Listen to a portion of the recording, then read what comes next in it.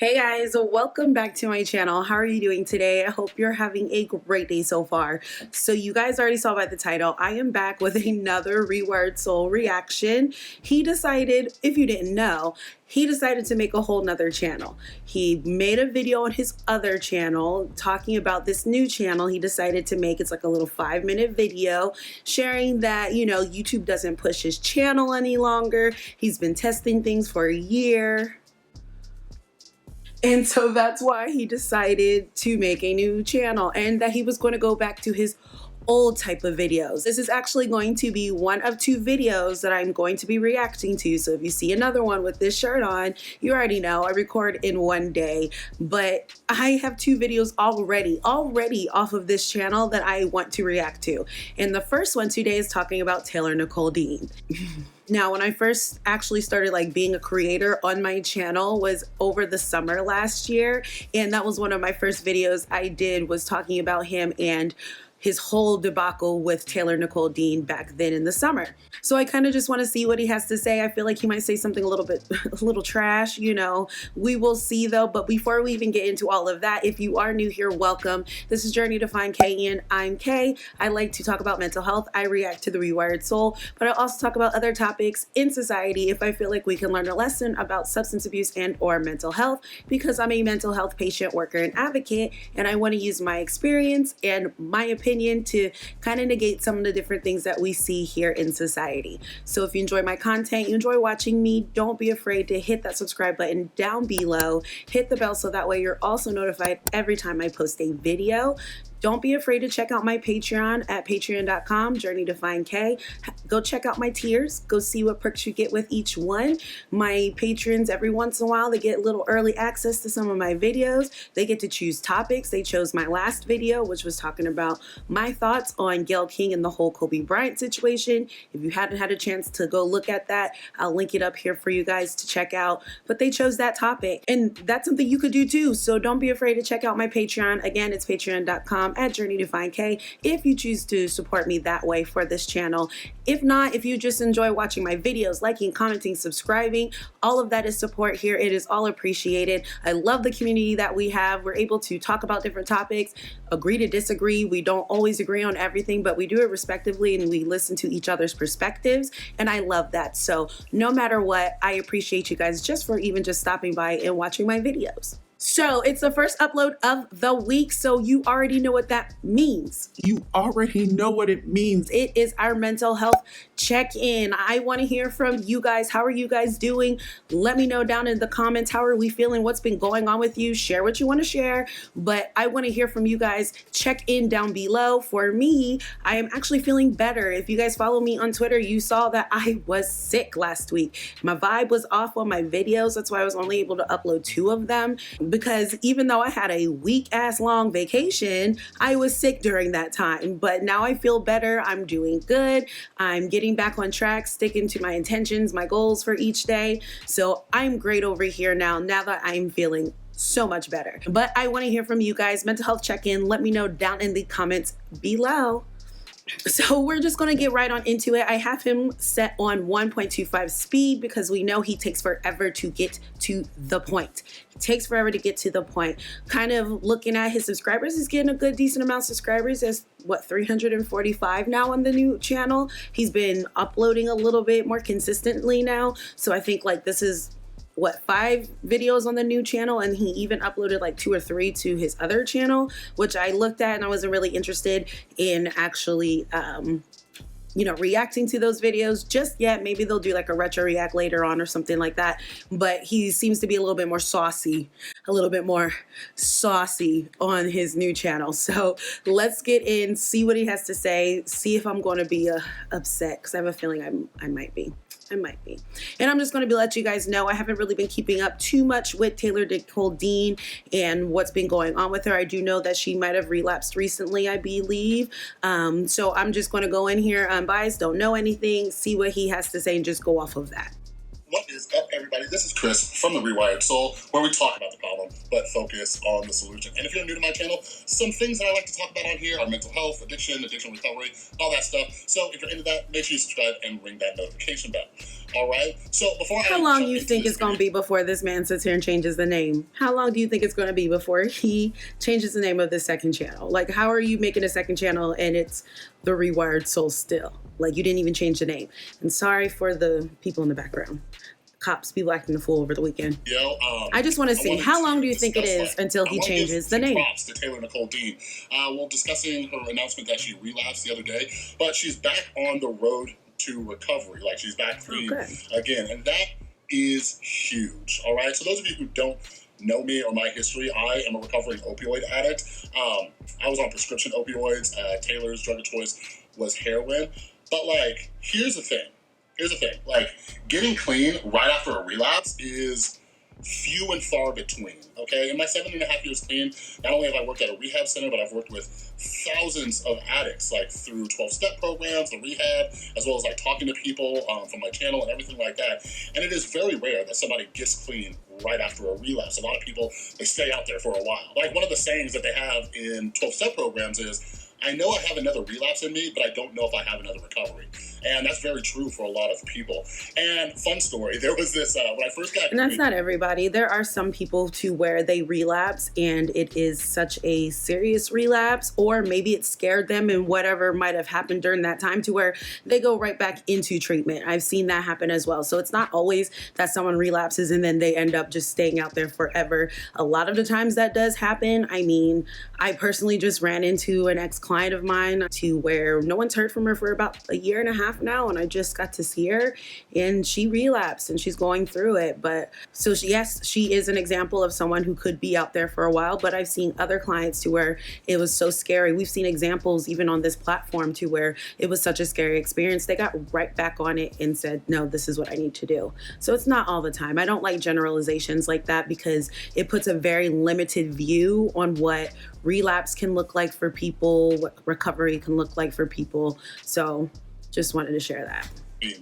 Right? Like, in one of my NA meetings, there was like this sweet older woman. She didn't really share that often, but one day she said something that just stuck in my brain, especially as somebody who was a chronic relapser.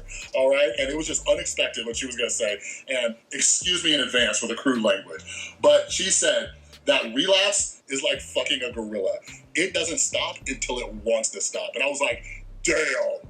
That's some truth, right? Like, I just have an issue with him sharing, because it's like, I get it, you go to the meetings, but you shouldn't say stuff so specific. Like, he could have shared that anecdote, like I heard at a meeting one time, but I'm very big on privacy when it comes to that type of thing. Like, you don't want to get in trouble for that, like, period. But also just the common courtesy, because it is known, or it is, well, at least I assume it's common knowledge that, you know, when you go to this type of meetings, any type of, you know, AA meeting, NA meeting, CA meeting, there is a thing of confidentiality. It's like an unwritten rule. Well, maybe it's not even unwritten. I can't remember. I think they might tell you while you're there that it's confidential.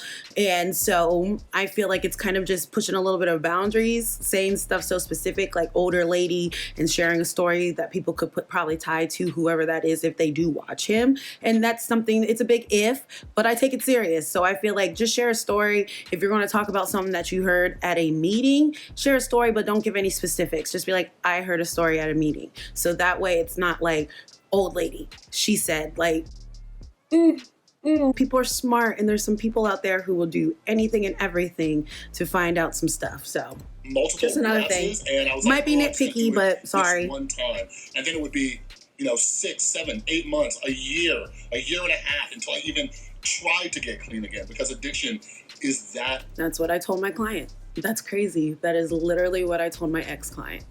I said, when you're done, you'll be done. You'll know. It's just, it's hard because your heart breaks for them, you know, but it's something to where I know I've seen her in treatment. I've watched her get better, and I know she can do it, but I also know, and I've already told you guys on this channel so many times on my platform, that I believe that people should not go into treatment or get help unless they are ready. And he's at least saying, someone was saying that as well at the meeting.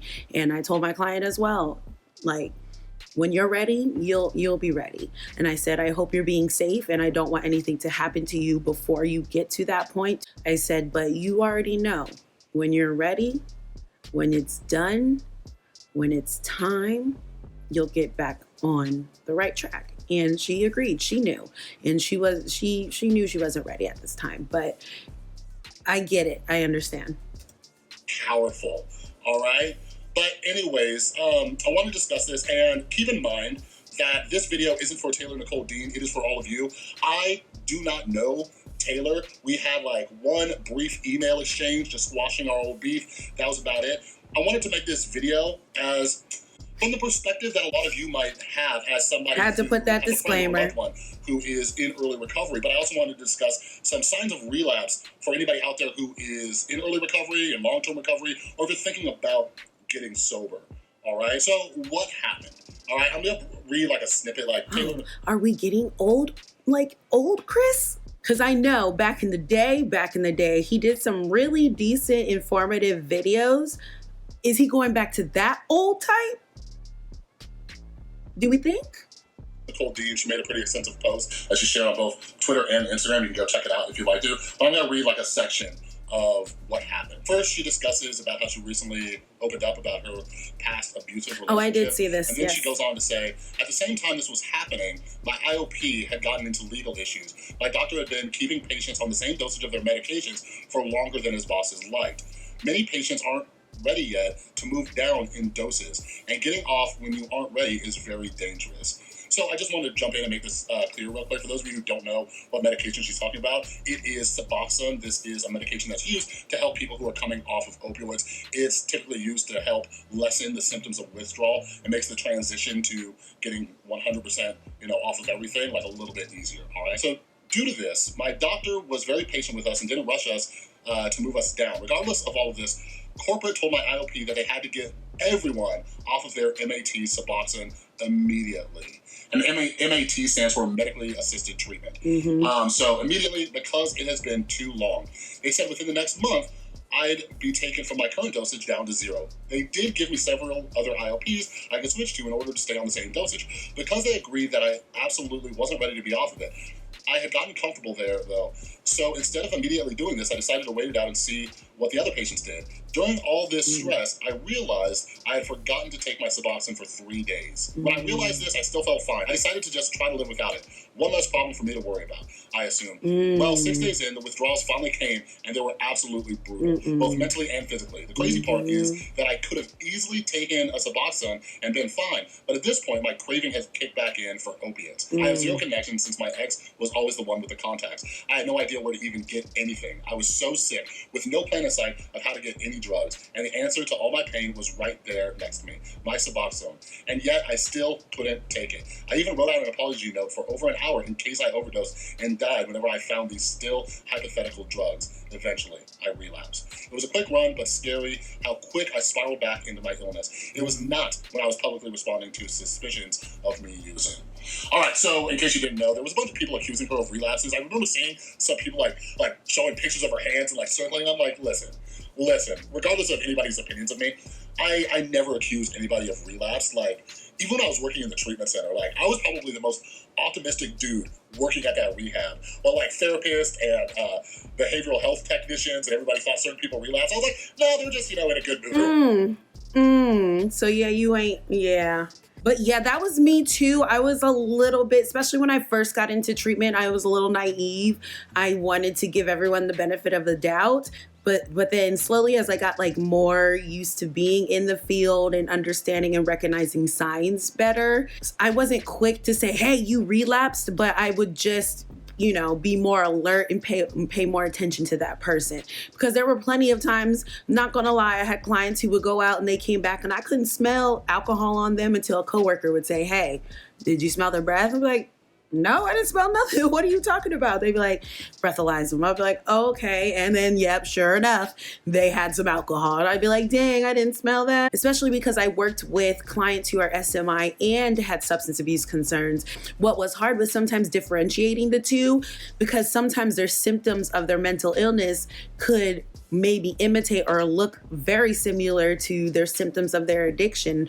because I came from straight substance abuse to SMI, sometimes I would think, oh, maybe they're using, but it could have been an effect of their medications, because a lot of times they were on some really strong medications. So I was in that wishy waters. But once I got more experience and I was able to understand the symptoms a lot better and understand my clients, that's where it's really important. You get that rapport. You can tell when they're not acting the same way. They're not acting the way they would normally act, when they're stable or whatever the case is. That's when I would be able something's going on. But I was like him, especially when it might have been his first job in the field, legit. I was just like him, like, no, they're cool. They're just tired, Oh, I know better now. It's just that I know what it's like to be accused of relapsing, and that's not something I would do. And, I could only imagine what it's like for somebody like Taylor Nicole Dean to stay clean in the public spotlight, all right? Yeah. So let's talk about Suboxone, okay? So again, I am not a doctor. I am not a doctor. I'm a recovering opioid addict. I have a lot of friends who have gotten off opioids. I've worked with clients who have gotten off opioids. This is purely my opinion. But this story, this very sad story about Taylor Nicole Dean, is exactly why, in my opinion, long-term Suboxone is not the answer, okay? So in the rehab I was working at, we did NAT, and typically people were tapered off Suboxone in about a week. Maximum, it was about 2 weeks. Okay, that was just our we deal. Didn't do that. Off of it. I worked in different ones. Now, I've worked in rehabs where we did not do that. We would not take clients who were on Suboxone, who were on methadone. We wouldn't do that. And then I also worked at a rehab where we did. Now, they would do methadone and Suboxone. It just depended on the insurance and what they were willing to allow the clients to have. And we didn't force you. That was your treatment plan. If that's what your clinic stated that they wanted you to do, and that was your treatment to help you stay clean, we followed that.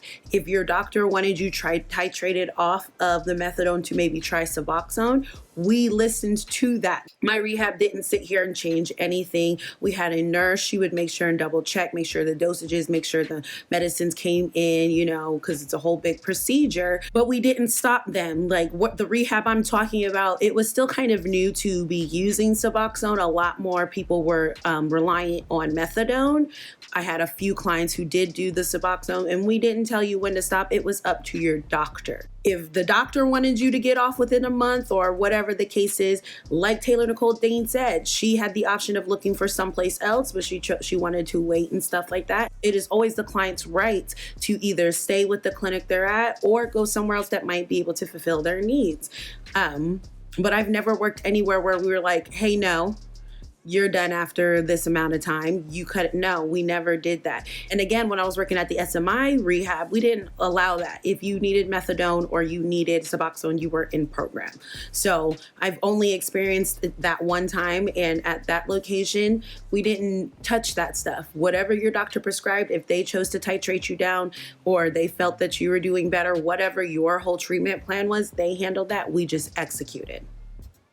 2 weeks maximum, okay? And this is because of the But the client I did have who had Suboxone, she didn't do no 2 weeks. She did that every day.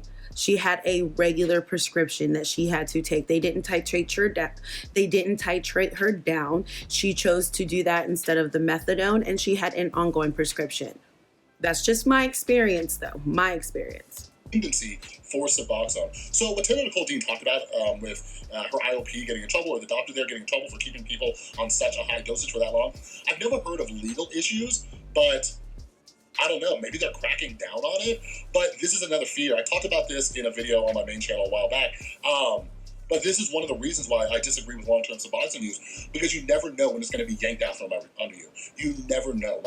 Some people are fortunate enough to have insurance, but if you run out of insurance, if you lose your job, whatever it is, and you can't get a hold of that stuff, you are going to have to go through that withdrawal. So it's better to do it sooner rather than later. All right? What I personally recommend, in my opinion, is to turn to Vivitrol or naltrexone after you do a quick Suboxone taper. All right? like you may still have some withdrawal from the opioids or even from the Suboxone, but you can get through that in a lot of holistic different ways. There are even treatment centers and outpatient programs that can help you get off of Suboxone. But anyways, naltrexone and Vivitrol are designed to help reduce cravings for opioids. I knew okay? it. I knew. This is a medication that saved my life. It is non-addictive. You don't develop a dependence. I took it for 6 months, got off of it, no withdrawal at all. All right. If you want to, but everyone is different. Deep on that subject, I did it on my main channel. It was from this Vice mini documentary. And I talked about it a little bit more. I'll link it up in the info card, wherever that's located. And again, everyone is different. I understand he doesn't believe that people should be on Suboxone for a long time. And what I don't understand is why that is an issue. Because from what I remember, and I'll research it a little bit more and put it up in this video for you guys. If I find out more info, you might get a little voiceover from me. But what I was told was that yes, methadone is a more synthetic version of heroin and is a great way to titrate people off of it to help them in their recovery. But Suboxone, yes, it can assist with those feelings kind of like methadone, but its real nature, what it's really supposed to do is to attach to those neurotransmitters, help build a little barrier, blockade to where if you do end up going to relapse, you don't feel as euphoric. You wouldn't actually get that enjoyment. You wouldn't get the rush or whatever it feels like. I'm sorry. I apologize if I'm explaining it wrong, but you wouldn't get the same high as you would if you were actually just using the substance straight out. That's what I was told. So when Suboxone started becoming more readily available, I personally didn't have an issue because I was taught that yes, it helps with the addiction itself, but it also makes your experience, if you do go relapse, less enjoyable, where it could curb you wanting to continue to use, if you get what I'm saying. Again, I'll look and see if I'm wrong, I'll put it in here. You guys will hear from me, but I personally didn't have an issue. Maybe my views have changed once I do some more research. Hey, Editing K guys. So I was, mainly right about the role of Suboxone, what it's supposed to do. It's made up of 2 drugs. One of them is a diminished opioid to help a person who is addicted to a stronger opioid wean off of that addiction. And the other medication is there to assist with blocking and not allowing someone to feel the full effects of their opioid that may already be in their system and any other ones that do come in. There are some negative reviews about it just because people have been known to misuse the medication and try to inject it, which could ultimately hurt them, cause them to have seizures, things like that. Not that high of an addiction, or not a lot of people are actually becoming super addicted to Suboxone, but it is a risk. There is a risk of addiction with Suboxone because it is still ultimately giving you a small dosage of opioids.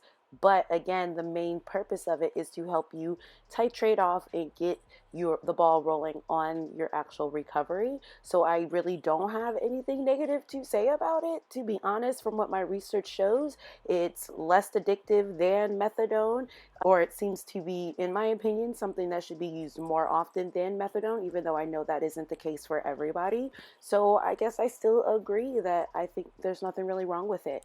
I understand a lot of people feel that it's replacing one addiction or one substance for another, but if it's helping more people than not, I think it's a great medication. So let's get back to the video. All right, so finally I want to discuss the signs of relapse, okay? So again, Taylor and I are not BFFs. I don't know anything about her aside from what she posts publicly. But again, like if I had a friend, especially a long distance friend, right, and I was monitoring it, I would have some concerns. And again, this video is for you. If you have a friend, or even if you're in recovery, please look for your own signs of relapse. What I encourage clients to do at the treatment center was, before they even left, write down a list of relapse warning signs and tape that sucker to your bathroom mirror. That should be part of your discharge paperwork. Where I worked at, that was in your discharge paperwork that you would take with you. It's like crap, I can't think of the whole technical term right now. I'm having a whole brain fart because it's late, you guys. But for you to even leave the treatment center, that was something that was part of your whole packet that you had to be able to name and write down your warning signs, and you would be able to make copies and provide them to your supports. So that way they would have a better understanding of what your signs of relapse would look like. But that was something you had to do to get discharged. So I don't know if they did that there, but I mean, if they did, I wouldn't pass it off as I said it. Like, that's what they had to do. So you can places are different though. Places are different. Okay, are any of these things happening? Right? So something that Taylor has been open about is that she has a therapist. Her therapist has been helping her with the trauma from her abusive relationship. She was going to that outpatient program. I don't know if this still included therapy or if it was just for the Suboxone maintenance. I had friends who were on like a long-term Suboxone maintenance for 5 or 6 months, and they had to go back to that outpatient program just to do checkups with the doctor, get their prescriptions refilled and all that. So I don't know which one Taylor Nicole Dean went through. But anyways, my concern was seeing her program where it was when she first got clean and then seeing how it kind of changed, okay? Again, I've worked with thousands of people, and part of my job at the rehab center, the main part of my job was following up with people after treatment. And a lot of them had alumni coordinator, like Snapchat, Facebook, Instagram. Alumni coordinator. And their patterns, right? So typically what happens is that you see people when they first get clean, they are just, boom, they are all about it. They are doing everything they need to do, especially when they get out of treatment. They're like, boom, outpatient program. Then they're hitting 12-step meetings, and they're talking about it like, yeah, this meeting was awesome, support group, sponsor steps. And that's how Taylor was when she first got clean, right? But after some time passed, it started to kind of not be talked about anymore. She still talked a lot about recovery, but I was sitting there, I was like, I wonder if she's still going to meetings with why? Maybe she didn't want to share that. Maybe she didn't want to share it any longer. Sometimes people don't want to just be known. Like, I don't know, is that her whole page? I've never really followed her, but is that like her whole life? Does she want to sit here and talk about her sobriety all day, every day? Does she? Maybe she wants something to herself. Maybe her sharing so much is also something that negatively affects her sobriety. Like, I can't. I'm that type of person where, yes, I may be in recovery, but I'm not always going to sit here and talk about it. That's just who I am. I'm still walking my path. I'm still staying sober. I need to talk about it all the time. Some people do, and that's awesome, but not everyone is like that. And for him to sit here and be like, oh, now she's not really talking about it. Maybe she didn't want to. Maybe she's talking about it to her close friends. Like you said, you're just somebody online. You're just going off of what she puts online. Like, So if you're watching this and you're concerned about a loved one, ask them, like, hey, are you still going to meetings and stuff like that? Like, check it out. Like, I get it. A friend or a loved one, not someone who's randomly watching you on freaking social media. And I know people are going to be like, well, you put it out there. I get it. I understand. I know there are subscribers for people who are genuinely concerned, and I'm not hating on you on that. But we can't sit here and automatically always assume that someone wants to share every little freaking detail of their life. Keyword was friends and loved ones. I have no issue with you reaching out to friends and asking them, but know your boundary, but respect their boundaries. If that's somebody who maybe you don't even feel that comfortable with, maybe talk to someone who knows them a little bit better and you're more comfortable with to say, hey, can you talk to them about this? Like, I'm not trying to deter people from talking to each other and checking in on each other, but again, he's coming from the perspective of someone who's just watching someone online, and that may become inappropriate because that might be the reason why she stopped sharing it as much as she did.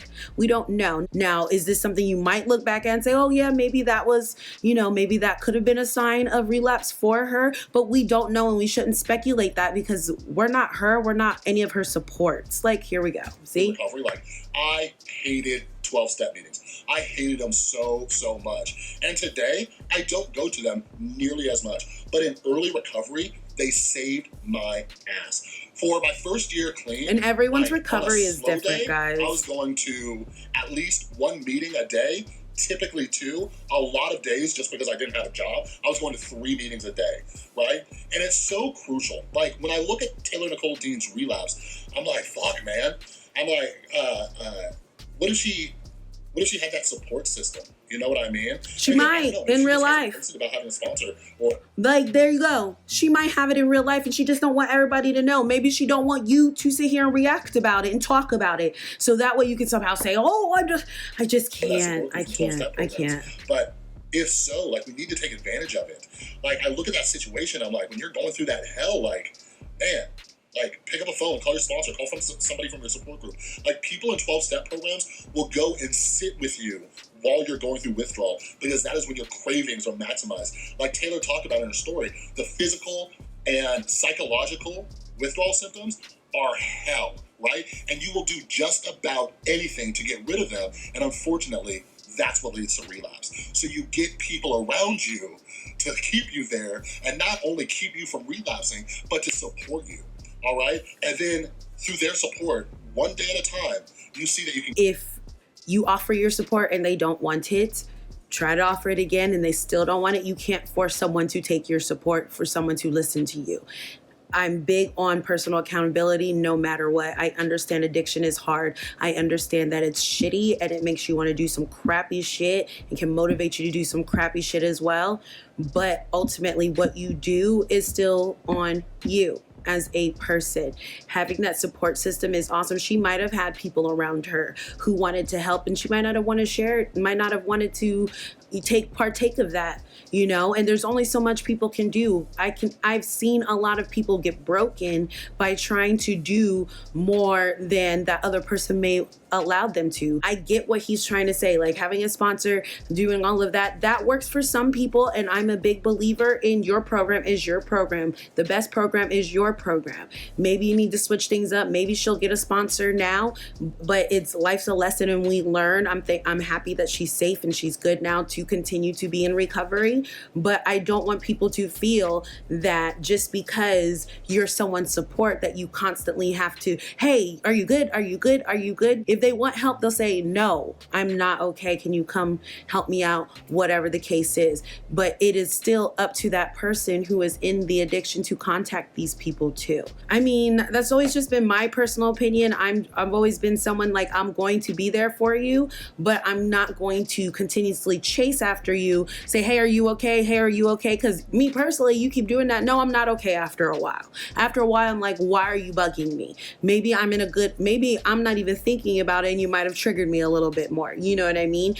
That's where, like he said, it is important for you to know your relapse signs and share that with people in your family, people that are your support groups. And things like that. But I also just want everyone to remind yourselves, like, if you are that support system, don't beat yourself up if they don't reach out to you. Offer, they don't take it. Do not beat yourself up. Do not beat yourself up. Hey, it's Editing K again, you guys. So I feel like I didn't explain this part well enough, so let me just make sure I clarify really quickly. I'm not saying I don't want people to be supports. I'm not saying I don't want you to reach out to people as much as you feel you may need to reach out to those that you are being supportive to. I just wanted people to be cognizant of their own mental health while they are in that supportive position, and to not beat themselves up if that person you are offering support doesn't reach out to you or doesn't accept. You know yourself what type of relationship you have with that person. You will understand how far you may be able to push that person to try to assist them and get them help. But I don't want you to beat yourselves up if they do not accept it. I don't want you to beat yourselves up if they continue or they decide to go relapse even after you offered that help. Because like I was trying to explain, that no matter what, it is still ultimately up to that person whether or not they want to take that help or not, or get sober or not. And sometimes as that person who's offering that support, you might feel like you failed them or you didn't do enough, and that can be very hard on your own mental health and all of that. So I wanted to clarify that. Definitely be supportive. Reach out as often as you want to based off of your own individual relationship, but don't beat yourself up if they don't take it, because ultimately it's still on that person to take it, ask for it, whatever the case is. All right, let's get back to this video. Just finish this. You got withdrawal. Next thing you know, you gravy, baby. All right. So again, I am super proud of Taylor for just hopping back on there. Like, that's not something I could do. Like, even though I don't really get like intense cravings anymore, I think about it. I live in Las Vegas. There's drugs and alcohol everywhere, right? But I've thought about it before, and like, if I relapse, I give myself a week or two tops, and I'll be dead. Like when I think about it, I just think about going full balls to the wall. I'm going to find every drug I haven't even tried.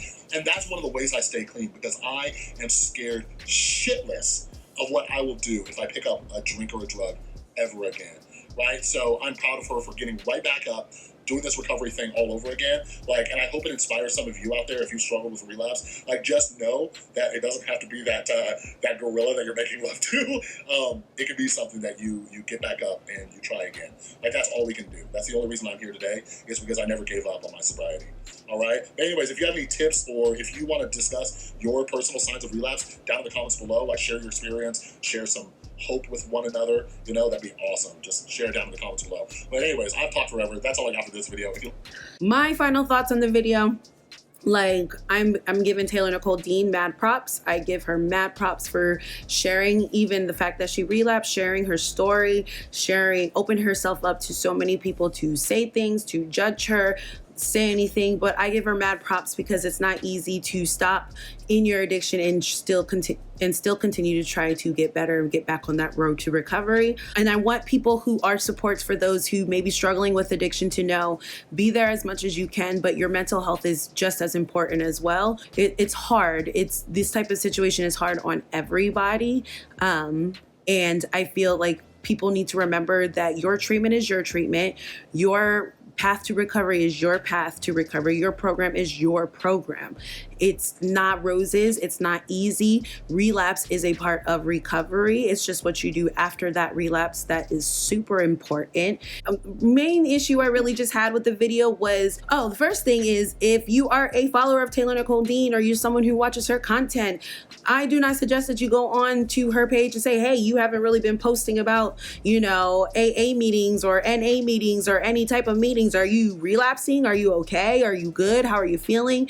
Like, that can be kind of intrusive just because you don't know that person personally in real life, IRL, because you don't know her, you don't know what she's doing every day. And that's just one part I didn't like in the video, because I can definitely understand thinking it. Maybe you're kind of wondering personally to yourself, as someone who works in this field, I get that concern that you have, but I wouldn't put it in a video like, well, because she stopped posting so much about it, kind of thought, what's going on? Maybe she just didn't want to post about it. Maybe she got tired of sharing about it.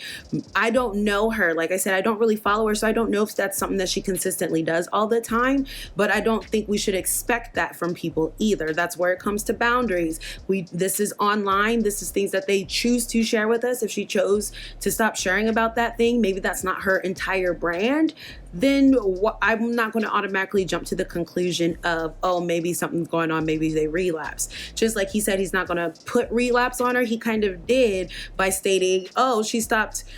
Oh, you get it. You guys understand. I also had the issue with the Suboxone. I'm going to update y'all in this video if I find any information, because I personally didn't have an issue with it being long-term, just from what I was taught when it was coming out onto the market, when they were really pushing for people to get off of methadone to switch to Suboxone. I didn't know that was something that's kind of bad for long-term treatment, so I'll find that out and I'll insert that into this video somewhere, because I personally didn't have any issue with it. I thought that was something that was a great alternative for people, and just off of, my experience and the one rehab that did allow it, we didn't, enforce anything like that. We didn't try to take you off of it within a week or two or anything. It was whatever your doctor said you do, you do. I do think it's important for your supports to know what your signs of relapse look like. I think if you haven't done that, or you haven't really sat down and thought about that, that is important. Share that with your loved ones, your partner, your family members, anyone that you feel would need to know this information. I think that is something that is very important and great advice. It was something whenever I worked at the rehab, you didn't get discharged without it. That was part of your discharge paperwork. You didn't graduate out of rehab unless you knew what that looked like and you provided it to your support. So I think that's mainly it. All of my reactions is throughout this video. Now I want to hear from you guys. What did you guys think? How do you feel about his video about Taylor Nicole Dean? What are your thoughts about his new channel? Are you excited to see where this goes? Are you excited to see if anything's different? I am. I want to see, I chose I guess a kind of decent one, maybe, but let's see how this goes. I'm going to keep an eye on both of the channels. You guys will get more reactions from me, but I do want to hear from you guys. Let me know what you guys thought down below. If you made it this far and you haven't subscribed, don't be afraid to hit the subscribe button down below. Hit the thumbs up if you enjoyed this video. Don't forget to check out my Patreon at patreon.com at Journey to Find K. Check out my different tiers. Check out my perks that you get with each one. If not, that is okay as well. You just watching, liking, commenting, subscribing, sharing your thoughts and your opinions with me is support and is greatly appreciated. And I love the community that we have. But that is it. I had a brain fart for a second. That is it. I thank you guys so much for watching. I'll catch you guys in my next video. Bye.